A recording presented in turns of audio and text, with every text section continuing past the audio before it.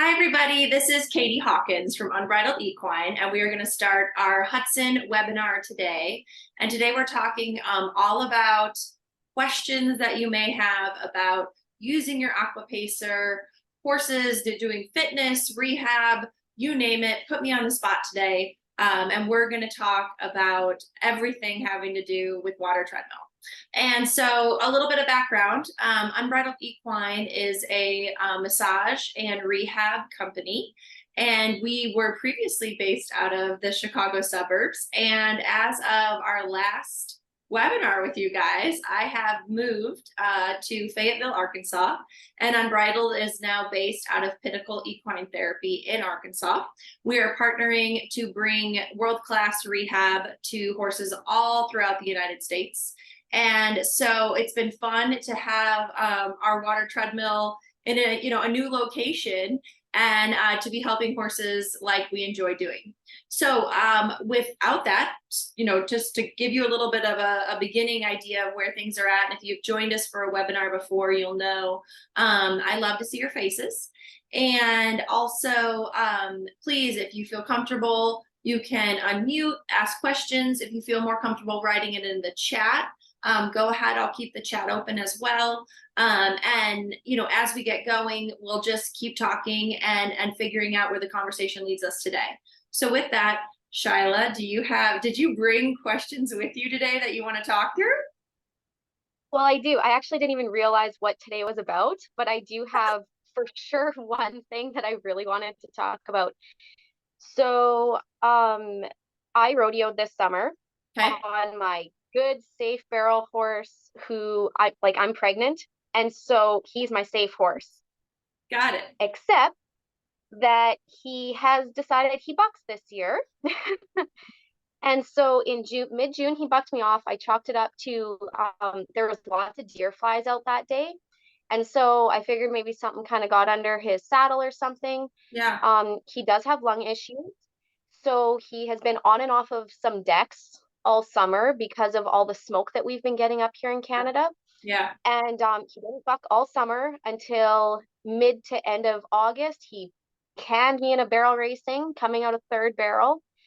And so I had his back x-rayed. He's got some kissing spine stuff going on, Yeah. which doesn't surprise me based on like his conformation and how hard he is to keep his core strong. So now I need to learn more about how to like from the start to finish kind of process and how I can utilize the treadmill the best I can, if I should start things on the ground, because I know like the vets are suggesting like the side reins and all like that kind of ground stuff. Um, but as we're coming into Canadian winter, it gets a little harder. Yeah. So So my first yeah, question would be, have you decided to do the surgery or are you going the non-surgical route? we haven't fully decided yet. She left me Previcox and muscle relaxant. So because the weather's still nice enough here that I could start trying to see how he responds. Okay. Suggested shockwave and injecting his spine. They actually found 7 spots they would do surgery on That was my if next we question. were to do that. Was how Yeah. many spots and where are they at? So are they, would you Um, say front, mid, or back? Uh, it's kind tall. of front and mid. Okay. It wouldn't be the last thoracic, but it would be like the later mid Okay. and even up front. It's kind of throughout. Okay. So I have rehabbed kissing spines horses both ways. Ones that Okay. have surgeries and ones that haven't. I can say oftentimes, and this is like from a talking to owners versus ever experiencing it personally. Owners have said multiple times, like, I wish I had just done the surgery. Like, Okay. the surgery was so easy. I wish I had done Right. it sooner. Now, with that said, I mean, obviously, your vet's going to know the best route. And I always encourage people to try a non invasive route, and you have the tools to do that. Right. I do think when we're dealing with the kissing spine issue, usually when it gets to the point that they're showing issues under saddle. They've somehow had to compensate so long that their muscling has changed along their top line, where now it's kind of, coming in and they're getting that pinching thing. It's very similar to people and herniated discs in our back. Like there's some percentage of people that have herniated discs and don't even know, just because of how their body is made up. And then there's other people that have a herniated disc and can't walk. And same idea with kissing spine. And so oftentimes what I have found is it has to be a combination. The first piece, yes, is pain management. So you're doing that with your equiox. The second piece is that because he was to the point of bucking, I agree with having some sort of muscle relaxant, like a methocarbamol, that you're going to allow him to relax that area so that you can rebuild it. I generally recommend that people, if they're gonna rehab it,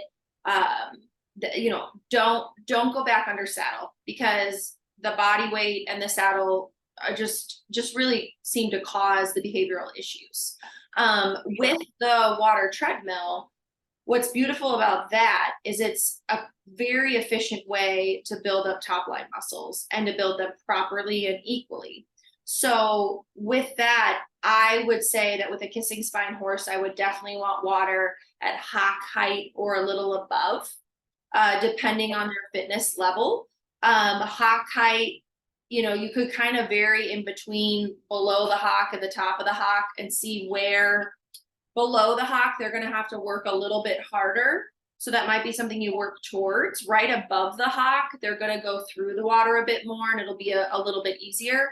Now, if your horse is used to working a lot and all of a sudden their, workload has lowered, they may need to range the water just to give them a harder workout some days, because they may be, he may be getting a little bit cheeky at this point, even though it doesn't feel great, they want to work. But if you have that water at hock height, I would use hot water. And I would work, this is where I would really focus on the rate of speed. So you want the horse to be working, and the posture is going to be very important. So you want the horse to be as close to as middle of the treadmill as possible, so they're not leaning forward with their chest and trying to get in front of it, in front of the belt. So your speed may have to increase a little bit, because what I want is for that horse to have to work and actually keep their head down and in the middle. Not even in a frame so much as the horse's posture being straight, and they're having to reach for those steps. And so it may mean that you need a shorter duration of your session, because they're going to work harder in a shorter amount of time. And the reason for that is if they're reaching for that next step, they have to engage their hind end, which is where they're going to be lacking, because they have been compensating by holding probably through their shoulders, to keep the pain off of the withers and the back. And so I would really want it where the horse is reaching for those strides. Yes, it may be fitness wise where, okay, I'm going to prioritize posture and rate of speed over how long the horse goes. Because if it's 10 minutes of really good work, I'd rather you do 10 minutes a day of that than 20 minutes of he's just not he's working from his front end, or he's heavy on his front end. The other thing that I often use with kissing spine horses is I like to incorporate the Equicore system. And I like that better than the Pro 6 system personally. I've had people use both in rehab, and I've helped people use both in rehab as well. Why I personally prefer the Equicore is that I feel like I can get results without it being as intense, I guess. The Pro 6 is kind of a full body contraption, where the Equicore allows you to, in my opinion, I like to start, so it's a saddle pad, and it's going to have resistance bands one that goes behind the horse and one that goes underneath their belly. So what I like Right. is, okay, I'm going to work the horse not only in the water treadmill, but then I'm going to move the horse to working on the ground. And depending on where the horse's soundness is at, this could be on a lunge line, this could just be in hand. But what I like Yeah. is you can first add the hind one and let them get used to that, and then add the one that will goes under their belly to work on their core.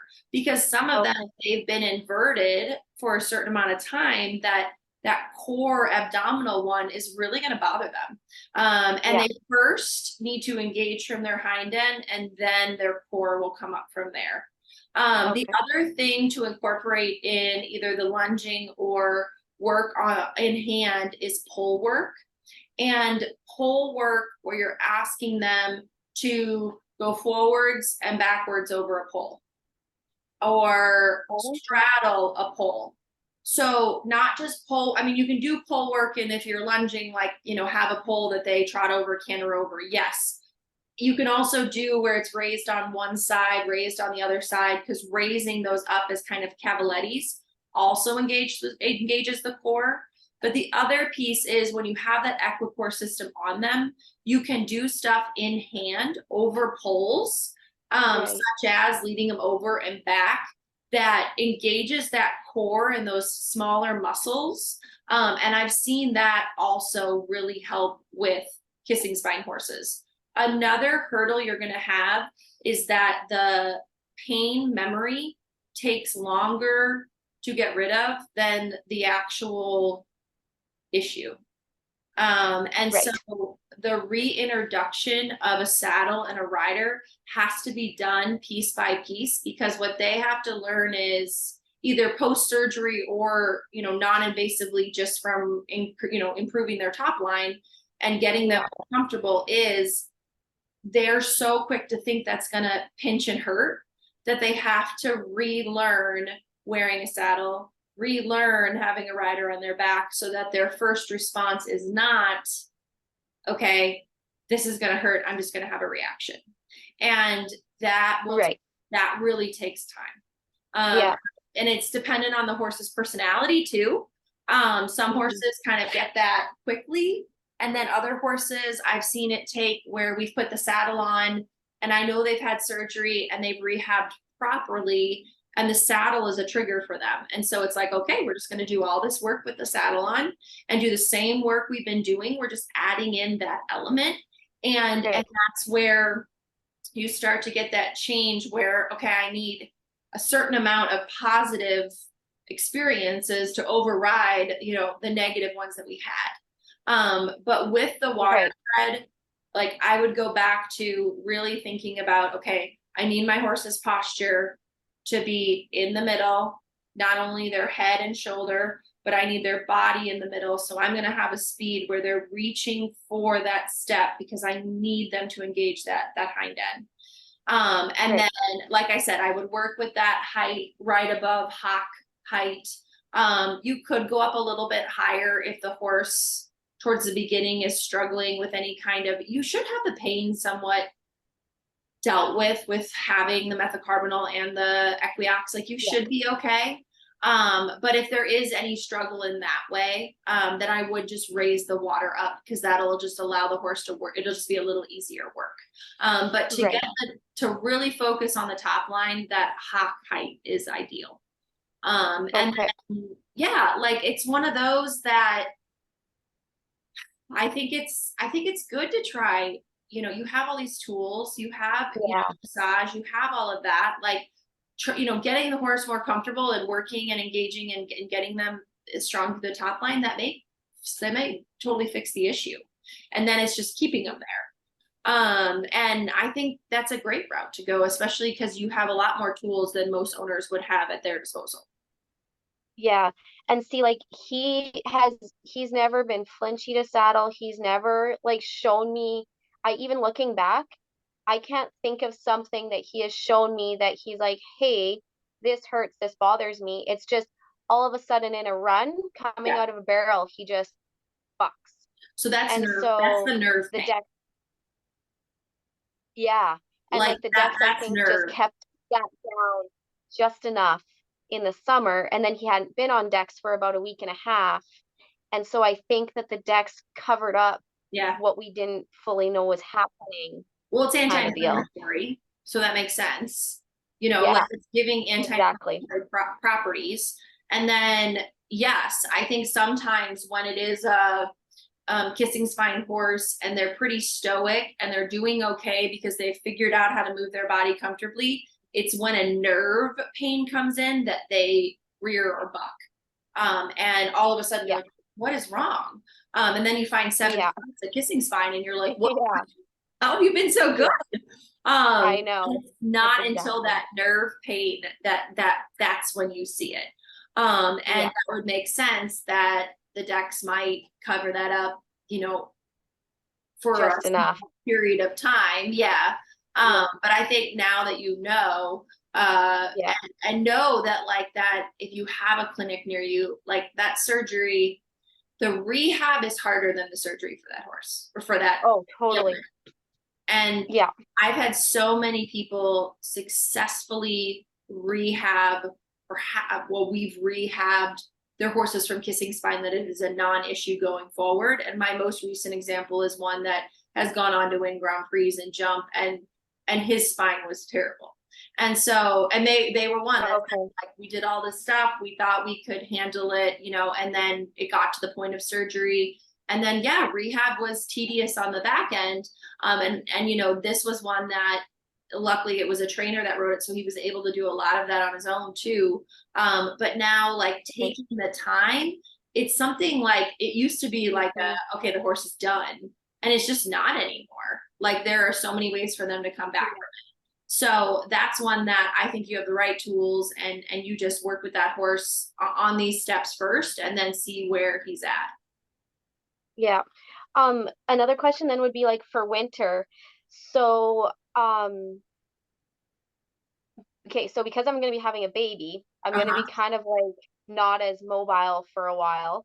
Correct. Um, so I mean, last year because his lungs were so bad, I had him in one of my like smaller client pens, so he just stood around all winter. So that will not have helped him at all going into the season because he just sits there and sags himself out because he's naturally not even strong to begin with. So I was wondering like if maybe I put him in the pasture, and when I feed him, I just spread the hay like super big distances so he has to still like move around and stuff. I'm just trying to think about like the winter part where maybe he will be having a little more downtime because of my current situation, Right. and how to not go backwards because he is naturally weak anyways. I think with him now knowing the diagnosis you have, he doesn't get downtime. Yeah. And if it's forced, obviously, because of like your joy going on and like your life is going to change, you know, like, yes, that's where I would utilize doing stuff if he's good at lunging and using the water treadmill. Yeah. Like, Yeah. I generally love horses getting downtime in just that recharging and having some time to just relax mentally and physically. But kissing spine horses do not, they lose fitness, and that is always correlated to them having issues. So any Yeah. routine that you can keep with him, because can you use your water treadmill in the winter? Yeah. Yeah. We can use Okay. it all year round. Okay. And I do think like I would feel comfortable since you have so much experience, like, and you often, to my knowledge, have a support person with you, correct? Yeah, but him, I could work him on my own. Okay. So, but as you know, get more pregnant, just that idea of like, okay, I want to make sure I'm doing this safely. And if he, you know, Yeah. he's so good about it that I know that Yeah. that's really feasible. I think you lean on that and do not let him have that downtime, because Right. even spreading hay, like he needs to Yeah. stay fit, and Yeah. like he doesn't really get to lose that fitness in the way that if he does, as he gets older, getting the fitness back is going to be harder. And Yeah. on top of that, he will hurt more the more he loses that top line and that abdominal core strength. So for Yeah. him, like, all right, buddy, Now we know this. It's like, when you have to like make a dietary change because of an allergy, you're like, well, Yeah. right, I guess I don't get to have like a cheat day. Like, no, your body's just telling you like you can't do that anymore. And Yeah. that's where it's like, all right, buddy, this is kind of your life now. And you are so lucky that especially during the winter, you have the tools to do it. And Yeah. I would try to keep him like, if anything, I would spend this time that you're going to have to change your priorities to family and caring for yourself as okay, this is your time to not be ridden and get strength trained. And kind of Yeah. use that, let's say 3 or 4 months pre, during, post, like, okay, you're going to get fit in a non-riding way. And there's a Yeah. lot of benefits to that. And Yeah. so it kind of, in a way, timing wise, works out somewhat well where you won't feel like, oh, I'm just going to Yeah. hop on. I'm just going to hop Oh on yeah. the horse and it won't be a big deal. Which I know is hard. Like Yeah. when I was pregnant, you just think like, get on. But yeah, I think this almost, forces you a little bit to Yeah. really focus on this fitness. And Yeah. that's what I would lean into. And I would look to water tread 3 to 4 days a week. And then on the days off, doing either lunge work or in hand work, and incorporating the Equicore system. Right. Okay, yeah, no, that sounds good. Cause yeah, like he qualified me for my rodeo finals, but I didn't run him because he had Right. just bucked. So I found a different horse to run. Oh, perfect. So like yeah, even throughout all of it, like he loves it. So and he's not a trail horse. So he's either gonna be a pasture pet, and because of his lungs, you gotta be so careful because he's got heaves. Yep. So he's 17, but yet he's the most robotic barrel horse you will ever find. Like to replace him, Yeah. not even financially, but just in general, like I never have to school him. I've had him 9 years. I've hit 2 barrels, and one was because he slid and regained his balance. So like he's just the perfect horse for the stage in my life because of the kids Yeah. Yeah. that I I think kind of need him. too, if he is put out in a pasture and retired, he will not thrive. No. If I've seen that in any way. And so Yeah. for a horse like that likes his job, has the Yeah. right owner, those are the kind at 17 that I'm like, he could go for another 5 or 6 years easily Totally. if he's kept in If shape. we can get him. Yeah. Yeah. And so keeping that fitness for him consistent is going to be make or break, Yeah. because the horses like this that I've seen, they either eventually just can't do their job anymore and they are forced to retire, or they keep working their whole life because they just Right. love to work and someone has kept them in good enough work, and their jobs change, Yeah. but like they have a Yeah. job that's appropriate for them and then they just continue to work. And he's one that, he will age better being fit. Yeah. For For sure. sure. Yeah. Um, one other because I don't have the Aquapacer. Right. Um, so Unfortunately. seriously, you have no idea after talking to you these couple times how I have felt about We gotta get that certain aqua pacer from things. Canada. Well, you know what? I'm like, I've even contemplated like seeing if I would sell my two pieces and replace it with that to see how that would work. I don't think it's quite in our future right now. Well, yeah, you're a little bit like But with babies and stuff. Yeah, yeah, fair enough. yeah. But so your sides on your Aquapacer are lower than the sides on the Horse Gym USA. Right, So like, and they have diapers for us. right. So that's one thing I'm kind of wondering with him. Like he is a workaholic when he is on there. To get him off of that chest bar, you got to work him pretty fast. Mhm. And I'm wondering too with just how he is a sensitive horse, but yet he's really good at guarding his back and Mhm. he's very hard to actually engage. Wondering like with the diaper, how that will affect his want to engage properly, right? Because it kind of pulls all that the wrong way. I hate the diapers. I do too, but then I haven't ever experienced not having a diaper and how you guys like would catch the poop because honestly, I could get Eric. My husband's very handy and our friends are very handy. We could modify it so that we can make the sides at the back end of the treadmill lower for us. We like my guys are very handy, but how do you guys do it? Because I always feel like sticking a pail behind them is kind of like a scary No, thing. I use a pool net. Like You what?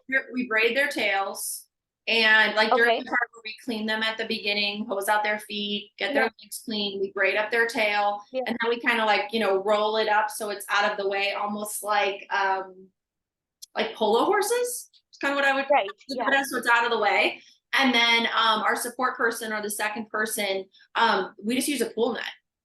And like it is perfect. The Okay. pool nets, you kind of angle it and you can just get right in there as they're going. Boom, you catch the poop, Yeah. you have the muck bucket right there, you dump it out, and it never even hits the water. Okay. And that's where, yes, you would have to modify in some way. And that is a part of the horse gym one that I don't understand. Yeah. The fact that like the sides are so tall that it doesn't give you access to the horse, or at Right. least not easy access. But if you were able to Yeah. modify it in some way, it is just a pool net, not with a long piece attached, but just the actual net and the little handle. And your support person Right. like will have it in their hand, braid up the tail, and then when the horse goes, you see their tail start to go up, you just bloop, Yeah. and you get really good at it. Like you can be like mid sentence and you're Right. like catching poop with your pool net. And so Right. that's where for him, I think it would be a great example of Yeah. get the diaper off of him. See Yeah. see the difference. I would even video, and I would love to see these, like, okay, what is he like videoing from where you can see his whole body? What is he like with the diaper on versus what is he like with it off? Because I think what you're going to see is he's going to step up more and engage his hind end better because he doesn't have Yeah. that hindering it. The other piece to think Right. about is if he's one that leans on that chest bar, take it off. Okay. Sometimes I have found that if they are heavy like that on the chest bar, if I take that away and I have the speed correct, it doesn't give them anything to lean on. Right. I know it Then they sounds, have to support yeah, themselves. it sounds silly because it's like, well, but he leans on it. I don't want to like get it out of there and he doesn't have anything to lean on, and then have the speed appropriate where like he can't get ahead of himself and need to lean on that. Right. And so I would try Right. just removing that. I love using like the pro choice professional choice halters that have all in one kind of halter and lead rope, so they have the little knots already tied in. That helps me kind of back Yeah. it, and gives me a little bit more control. But I have found that I often don't use the chest bar because, well, one, you've got to undo it, before you let them out. So it's just one extra step. But I found most horses, if you give them something to lean on, they lean on it. And then you take it Okay. away and they don't have anything to lean on. So all of a sudden they have to pick themselves up. So Right. I would try those two things with him and see, especially if you can do it from a video perspective, it would be interesting to see how it changes, how he goes on it. Yeah. Okay. I'm gonna definitely try that stuff with him because yeah, he's so good. Sometimes he thinks there's a ghost behind him, but he's always fine. Oh yeah, I mean, if we knew what they saw, I mean, the things that they're scared of, I mean, who knows? I really don't understand it. Those are Yeah. great questions, though. He's a great case study and something I would encourage you to document along the way because I think Right. you'll learn a lot from him, and he's something Yeah. you can share with clients that hey, I'm experiencing this myself, and here's what I'm doing, and you can collect qualitative and quantitative data of what you're doing to improve, because kissing spine is something that is very commonly seen, Yeah. and always has been. We just have better diagnoses to know what's going on, and better quality of life and ability to use them afterwards, which is really cool. And the water treadmill is Yeah. is just paramount in that rehab. I love rehabbing kissing spine horses with it because they don't just heal, like they get better than they were before because they were always struggling with the kissing spine. There was just Yeah. something, that a straw that broke the camel's back. Like there was finally Yeah. something that like put them over the edge. And then Yeah. the pain was too much and you saw the behavior. Yeah. So no, that's a great one to kind of use as an example, because you'll learn a lot from that case. Right. So do you do a lot of backing up on the treadmill with them Um, or not really? no, I No. use How more of about my backing incline? up in hand. Okay. Like What about inclines? Well, we don't have, so that's where I would not use inclines. Well, I don't really like inclines with water treadmills. I think there's already so much resistance with water that adding the incline, I think you are asking a lot. And you Hmm. are really teetering on injury, because I even add incline very cautiously on a dry treadmill. Yeah, Like, I have to have a really good reason why I'm adding an incline. Because even right. as a person, here's a great example, me moving from flat Illinois to where I'm in Northwest Arkansas, it's hilly, man. And if I'm even walking, like, think about how you change your stance when you start putting in Yeah, an incline. If you add that in too early, they're going to not engage their hind end. Like, I have to right. consciously think, like, don't lean into this incline, use my Yeah, legs and power through it.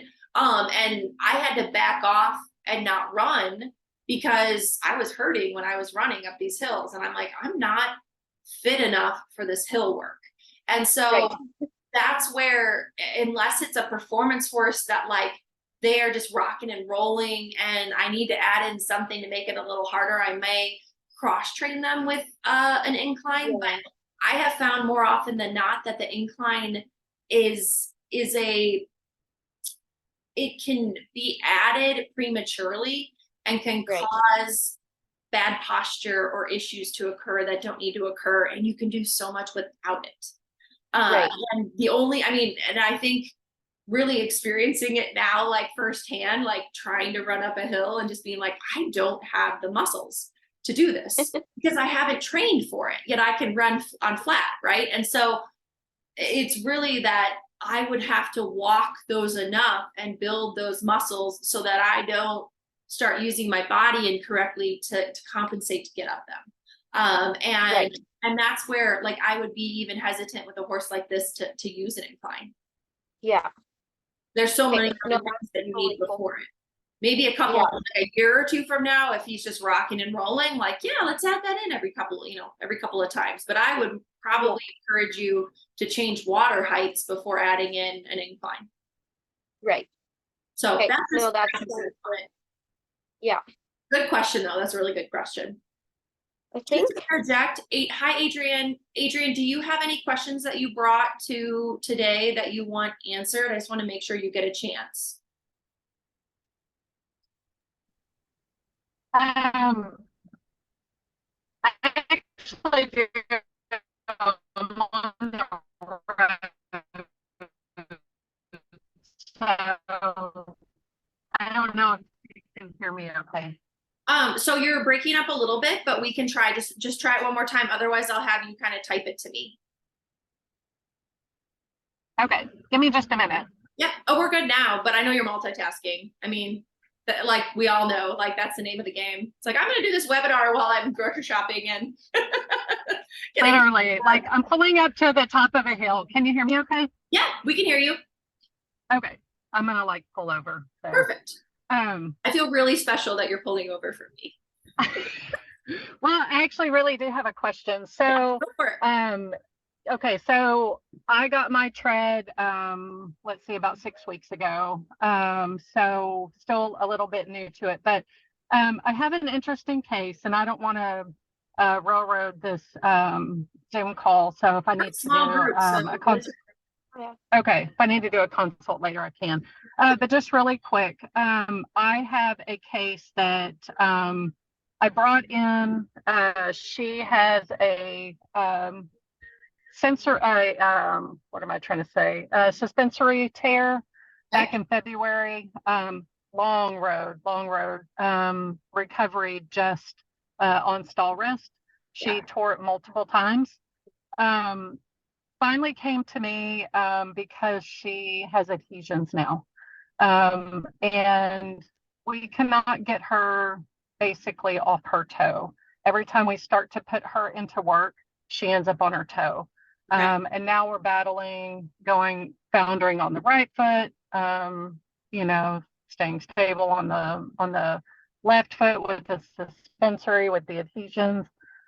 Have you ever treaded a horse? Basically, my question is, well, two parts. Have you treaded a horse that is non-weight bearing, basically. Let me hold that for a second. What has she had done with that suspensory? Has she had shockwave? Has she had stem cells, PRP? Anything? She had she had stem cell therapy twice. Okay. Sorry.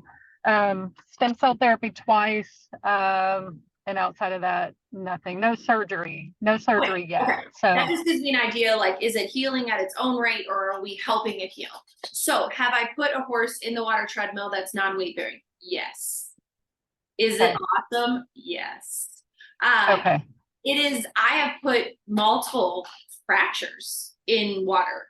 That the only, probably in my opinion, way that this horse came back, because usually they're coming off some kind of extended stall rest that Yes. is even longer than what I'm going to say, like your normal horse goes on stall rest, because they can't hand walk. And so they're forced to stay in their stall longer. What is ideal with having the water treadmill? And do you have the Aquapacer Plus where you have hot and cold, or just hot? Right now we just have hot. That's fine. So otherwise I would just have you use both. But with just the hot, like, you are literally going to just swim this horse.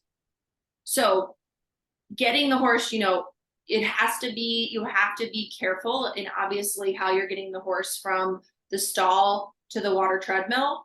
But the vet will feel there's a point where them walking that distance is worthwhile to get them on the treadmill, because what they have found is that if they can do non-weight bearing work, which is only feasible in water, getting that blood flow actually makes it heal faster. So with that horse, once it's at a point that it can walk from, you know, just getting from the stall to the water treadmill, you would put it in. I would teach it the water first, because I would want the water all the way up to its belly, at its chest, before I start moving the treadmill. So I want to learn that it needs to wait patiently. And with a horse like this, I am one that I'm generally like, don't drug them. I would drug this horse and ask the vet. Like, I want this horse to be moving as cautiously as possible, at least, you know, at the beginning. And I want it to be patient enough that it will wait the 3 minutes or 3.5 minutes, whatever it's going to take to get the water all the way up. And I mean, I want their belly covered up into their pectorals, so that when you start the water treadmill, they are going to just saunter through the water.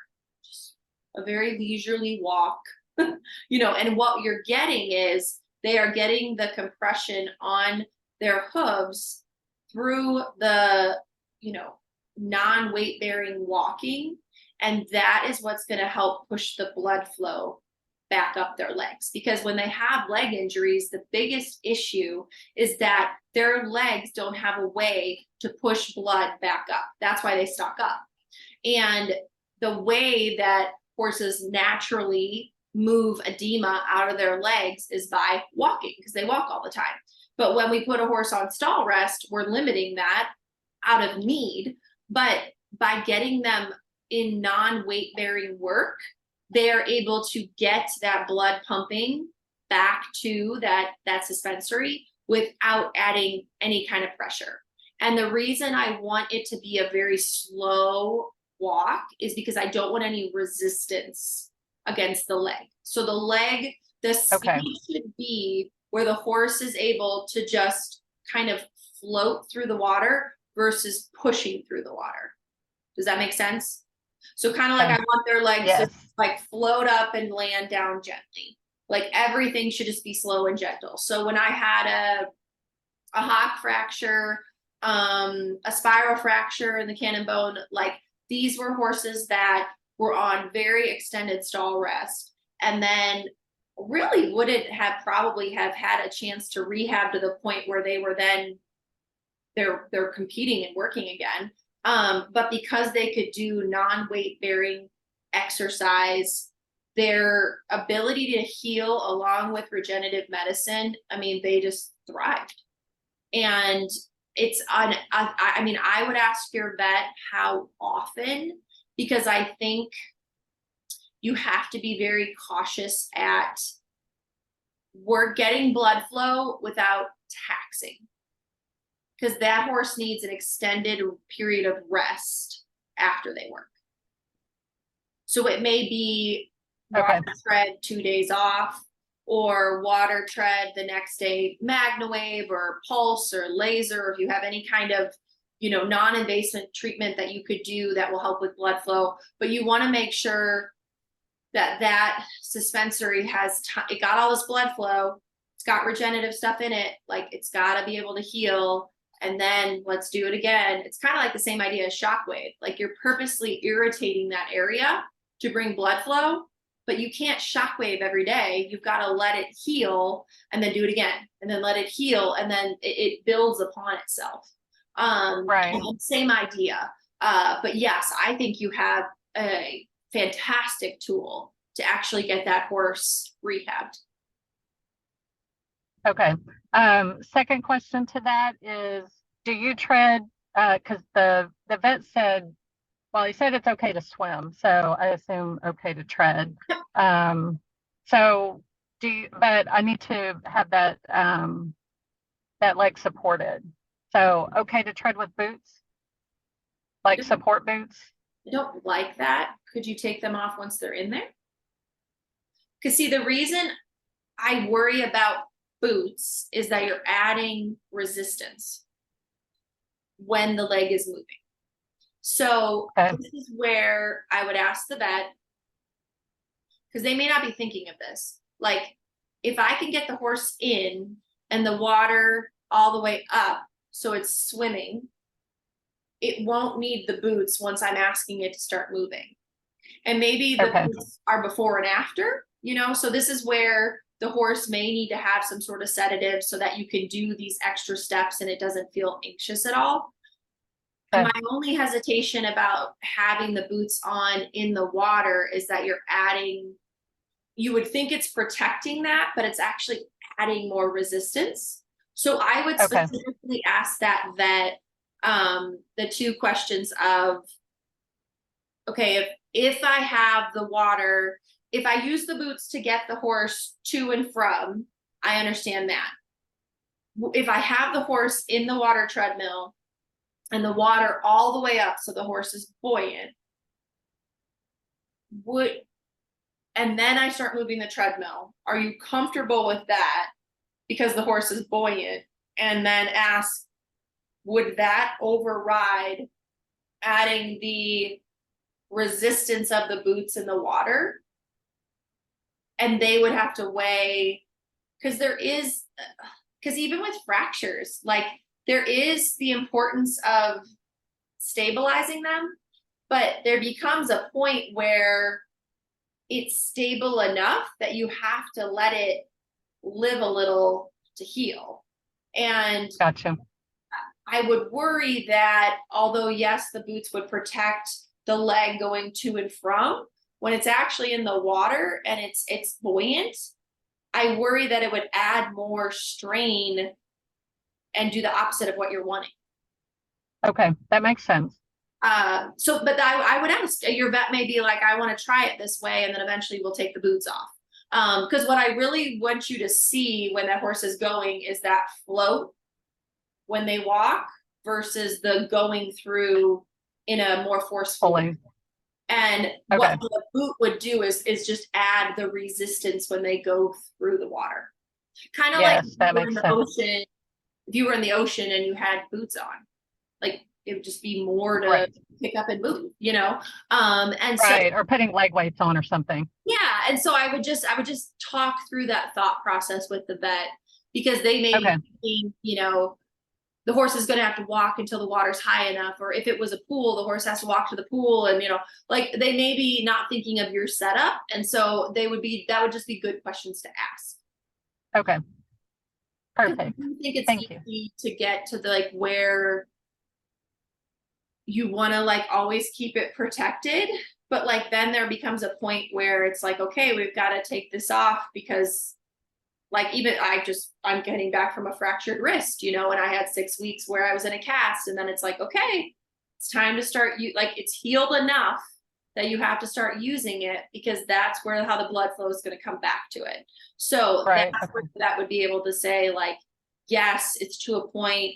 I don't want the horse walking without it, but in the water treadmill, the fact that it's going to be supported and buoyant, it is a good time to take that off. Okay. And you know, and it can, you know, you can try both ways too. Like, you might be able to see on video, like, okay, there's more resistance when I have the boots on. Like, let me just show you. And oftentimes the vets are kind of working, they're just, you know, trial and error too, because there is no science to the, you know, perfect science of how each horse should be rehabbed. Right. I Okay. think this horse is probably fighting chance is the fact that you can raise the water all the way up. Okay. Perfect. Yeah, I think that horse is very lucky that they're with you. Thank you. Yeah, it's Thank a you. good question, and it's, you know, suspensories are, they're hard. They're hard, and especially when it's Yeah. one that has kind of lingered. You know, I'm glad this person is doing everything they can, because it's not that the horse can't come back from it. It's just that those take such a long time that people often get frustrated when really they just need to try something different. And so I'm really glad that horse is with you, because I think being able to have it buoyant is what's going to probably make that horse heal, and kind of change the trajectory of its rehab. And like I was talking about with the kissing spine, like, these are things that used to be game ending, and now they're not, because they can get back to work without a rider and without the weight bearingness that they normally would have to do with even hand walking. I mean, that was really the first thing they would do with horses 10 or 15 years ago. Now, I mean, maybe some people had pools, but 15 years ago, they may not have, or 20 years ago. And so it was like your first thing was letting them hand walk. Well, they're fully weight bearing when they're hand walking. And so, yeah, I mean, having this option for a suspensory it's really going to, I mean, I have one here right now that it had been 3 or 4 months. And the swelling, just, they couldn't get the swelling under control. They had done enough where it was healing, but it looked so bad. And then once we started treading it, and, you know, we started with it being buoyant. Now we're using cold on it because we're really working on that edema. And we're finally getting to a point where it's like, this leg is looking, it's never going to look totally normal, because she had swelling for so long and because of how she tore it. But it's starting to look, I mean, she was just trotting out in turnout the other day, and I was like, wow, you look really sound. Like, I don't really want you trotting, but the fact that you are, like, you look really sound. And that leg looks so much better. And it's because it's getting that blood flow. It's working out that edema that was just pooled there. And I really don't think this horse would have gone back to work the way she's going to be able to had she not been able to water tread, because they were doing it and it wasn't working. I mean, her leg looked terrible. And now I think if you went and saw the horse, you know, just walking up to it, like, you wouldn't notice it. Where I'm still looking at it because I know it's there. But I think with a horse like that, knowing that she's going to go back home, and, you know, I would like the horse to be to a point where they could just walk her under saddle. The other thing is, she's so fit because she's been on the water treadmill that we've been fixing this leg, but her fitness is really good.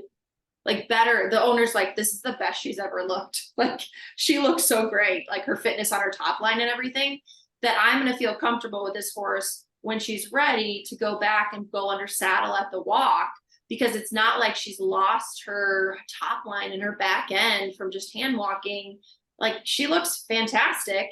And I've got to keep her to a point where I know that leg will do okay without the water treadmill and without the laser and the VitaFlor, because they don't have those there. So I'm going to keep her even a little bit longer, so that I know that leg is probably going to regress a little bit for a while, but it's so good that she's ready to go back and start really slowly going back to work. But that's the part where, like, I don't want to do that here. I like sending them back when they're ready to go under saddle. Like, here you go, here's your horse back. I don't want to ride your horse. And those do really well because you have fixed kind of all their issues in some ways. Do you know what I'm saying? Like, this horse kind of always had a weak back end, which is probably why she put more weight on her front end and she hurt herself, but it could have been that she was already weak in her front end. Like, the owner said, like, this horse looks great. she looks rocking, you know? And I think we fixed so many things along the way that the injury is just one piece, but she looks good overall from water treading. And I think you're going to get the same thing with this horse because the horse has been on stall rest for so long, like the muscle tone's gone. And so working it in the tread is not only going to get that injury fixed, but also everything else as well. Okay. I'm really glad the horse is with you. That'll make. Yeah. Thank you. Thank you. And congrats on getting your water treadmill. Yeah. Thank you. I'm excited. It's so fun. Yeah, I agree. When I get to water tread, I'm like, it's so fun. I like doing this. Yeah. It's so enjoyable, you know, and especially when the horses like it too. We have one horse right now that when he's in there, he literally like sticks his face in and blows bubbles. And I'm like, he's having so much fun and he's working out and he's getting fit, like, but he's cracking us up because he's like a hippo. He's like got his head underwater and we're like, focus. Hello, you know, and the ones that splash you and stuff. So it's so enjoyable that they get to get fit and get better this way. And it's something they enjoy. And that to me, like, that's the fun part, is when you're just laughing and enjoying it all. And that's the important piece. And so I think you'll bring that to this horse as well, because her life's probably been pretty miserable for a while, being stuck in the stuff. She's struggled for sure. So she's got amazing owners. So hopefully we can. I have one on stall right now that got in a trailer accident and has stitches, you know, and it's just, and it's such a good little horse. It's doing so well in stall rest, but you know, just watching it kind of deteriorate, it's an endurance horse. And so you're like, oh man, gosh, it's kind of like us, like we lose it so fast. And so I'm excited when we can, you know, get him on the tread and his wounds are at a good point and all of that, because I know he'll get that fitness back quickly. And it'll make such a difference in that injury, but also in his, you know, career going forward. Like, this won't be anything that ruined his career. It could really change it for the better. So when they're with you, always think of that like, oh, I'm actually changing the course of probably their life and their performance, because I'm going to kind of fix everything while I fix this. Good question, though. I really like that. You guys have been awesome. Well, thank you. We're at the end of our time. I didn't have a big group today, even though a ton of people signed up for it. So maybe we'll do another Q&A. I think we have one coming up right before Thanksgiving. So like November, I want to say 16th-ish, somewhere before the Thursday before Thanksgiving. And then January, so we'll have one the first of the year again. And so we'll definitely leave some time at the end of those for Q&As, because I think bringing these case studies is so important and so helpful. But as always, if you have any questions, reach out to me, Shyla, you know this. And for anyone watching the recording, you can always reach out to me with any questions that you have. If you're interested in business consulting, I do offer on-site training for people that have the water treadmill or are getting a new aquapacer and want to be trained on it.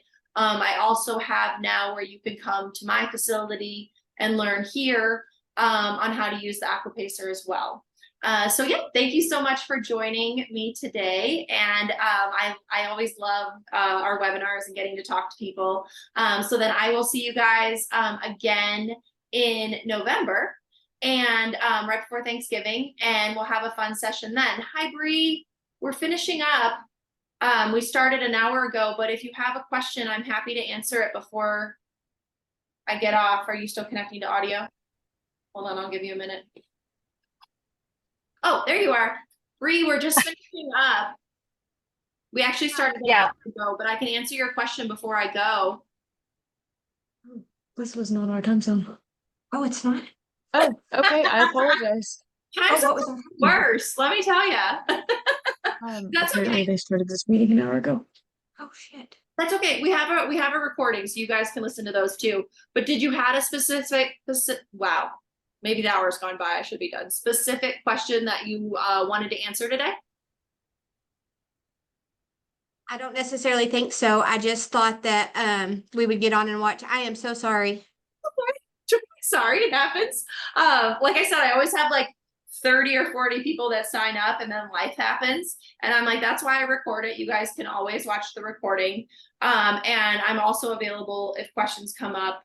You can always reach out to me as well, on the email that I sent you or with my phone number. But today we answered some questions about kissing spine rehab and also a suspensory rehab.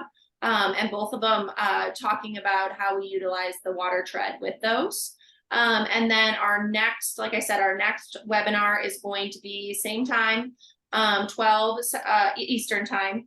And then we're gonna probably talk about swimming horses versus using above ground water treadmills and the differences between the two. I've had a lot of people ask me questions about why those are different and why the technology has changed. And I think they'd probably be great for people, you know, that have been wondering, and for people in general if they're interested in looking at treadmills. But thank you for your questions today. And since you guys just joined, just so you know, you can always reach out to me. I'm happy to do individual consulting for business or specific horse cases or questions that you have. And then Unbridled is now based out of Fayetteville, Arkansas. So we are based out of Pinnacle Equine Therapy. So we have a facility now that we're able to have people come to and host people that want to come and get trained. And then on top of that, I'll do on-site trainings at people's barns as well, using the training protocol that I've created and the curriculum that I come and teach. So there's lots of options out there for everybody. And, you know, I'm happy to stay on if you guys have any extra questions. Otherwise, thank you for joining me today. Thank you for bringing your great questions. And if you have any more in the future, I'm happy to set something up and talk to you as well. So thank you so much. It was nice to see you guys. Hi, George. It's nice I to have one more. George is there, but he's just a black square. But George is very important over at Hudson. So I do love seeing his face. But thank you so much for joining me, you guys. Shyla, did you have anything else to add? I have one more. On the kissing spine thing, how quickly after surgery do you usually start working them? Just because my vets haven't worked with the water treadmill very much, so you would have more experience in that. It varies per case.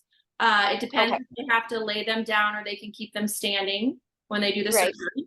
And that just depends how much, you know, how deep do they need to cut in between the vertebrae. I'm not going to give a specific time frame, but I would say it is not very long. Like, It's that one time my vet was just calling. I had to end it. what was that? My vet just called, so I missed that. So I just had to Oh, end that. that's okay. That's ironic, isn't it? You're like, wait, I'm asking a question for you. Yeah. It is not as long as you would think, and I would put it more weeks versus months. So Okay. depending on how the surgery is done, depending on the horse's fitness prior to surgery, and how fit the horse is going into surgery, it oftentimes is there's a, you know, maybe 3 weeks. I'm gonna just put it out there post-op.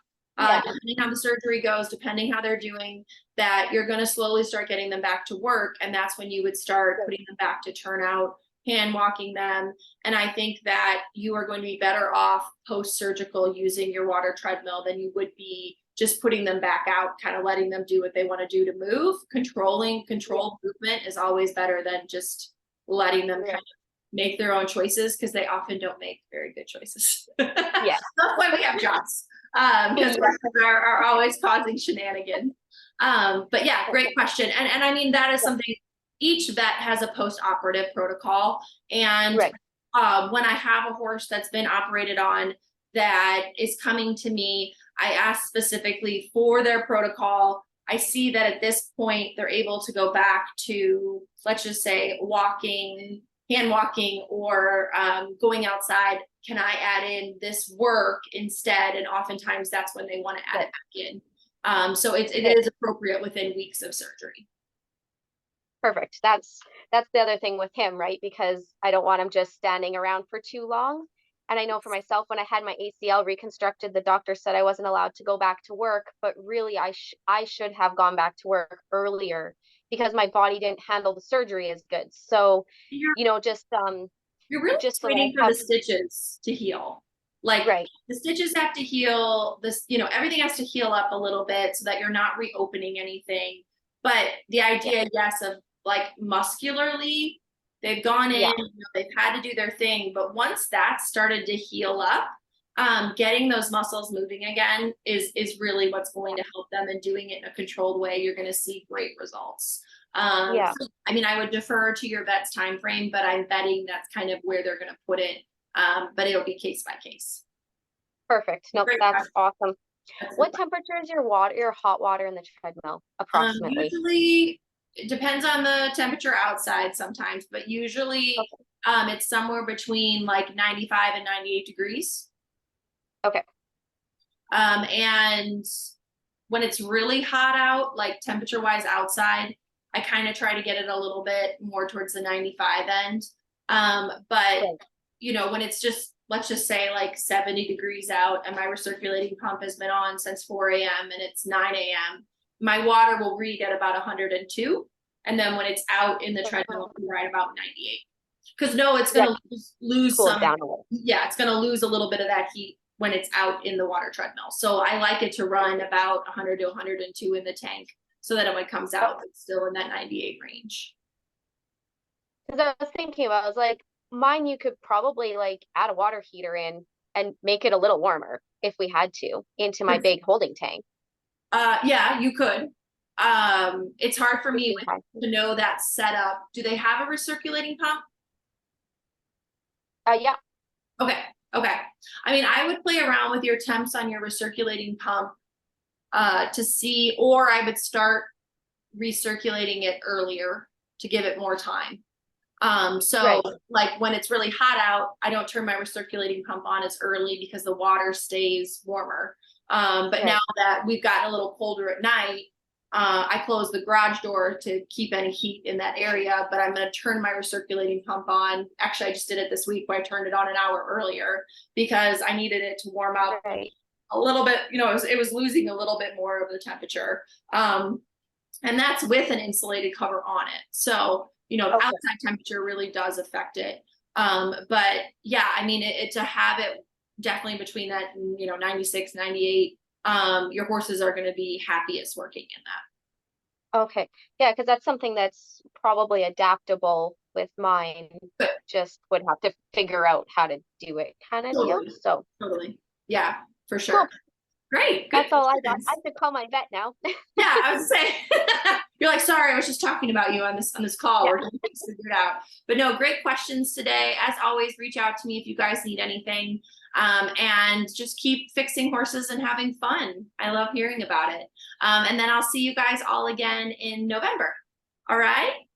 Take care. Have a good day. Bye, guys.